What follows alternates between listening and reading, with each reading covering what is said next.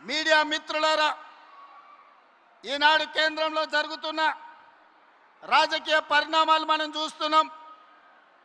నరేంద్ర మోడీ, అమిత్ షా గారు మమతా బెనర్జీ పార్టీని చీల్చడం, ఆ పార్టీని చీల్చడం, ఇతర పార్టీలను లొంగదీసుకోవడం, వాళ్ళు అనుకున్న సీట్లు పెంచాలన్న బిల్లును రాబోయే పార్లమెంటులో ఎట్లయినా సరే బెదిరించైనా అదిరించైనా లొంగ తీసుకొనైనా బిల్లు ఆమోదింపు చేసుకోవడానికి సర్వశక్తులు ఒడ్డుతున్నారు.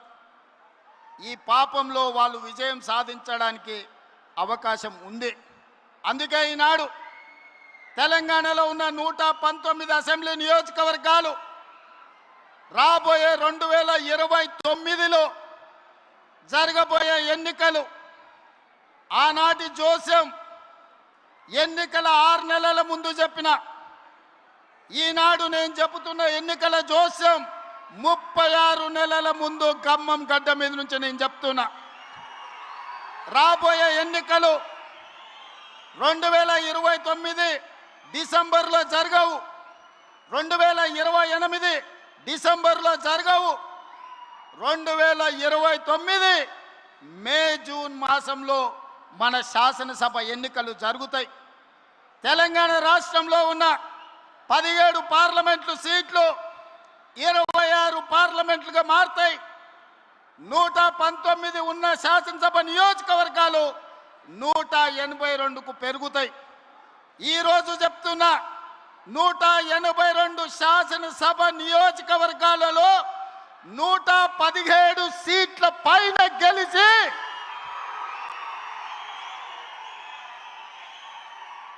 117 మీడియా మిత్రులారా రాసుకోండి.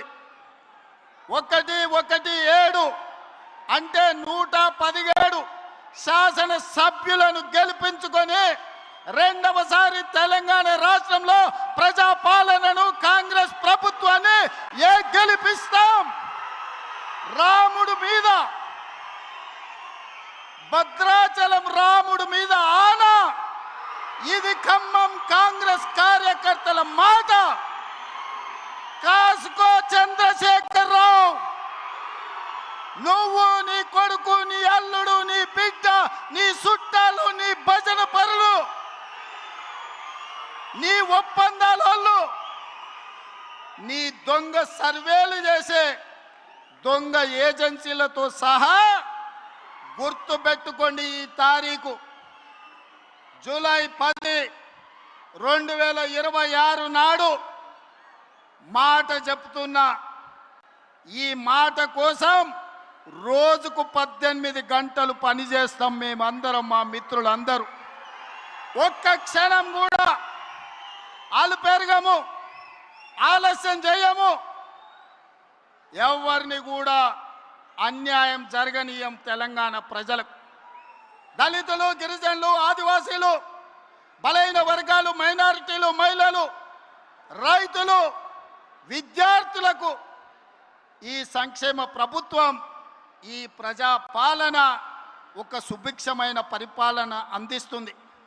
రామరాజ్యాన్ని తీసుకొస్తుంది. ఆనాడు మీ అందరికీ తెలుసు,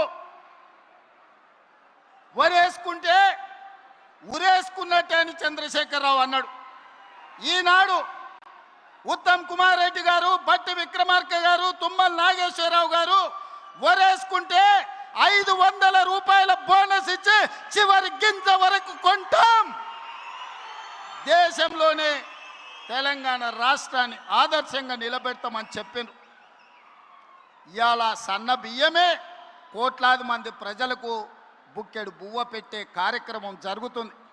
అందుకే మిత్రులారా, ఈనాడు రైతుల కోసం వ్యవసాయం దండుగ కాదు, వ్యవసాయం పండుగ చేయాలి, రైతును రాజును చెయ్యాలన్న ఆలోచనతోని మీ నాయకుడు తుమ్మల నాగేశ్వరరావు గారు ఏది ఏమైనా 600 అక్కడి సూర్యుడు ఇక్కడ మలిసినా రైతు భరోసా నిధులు ఇవ్వాలి, మీరు సహకరించాలి.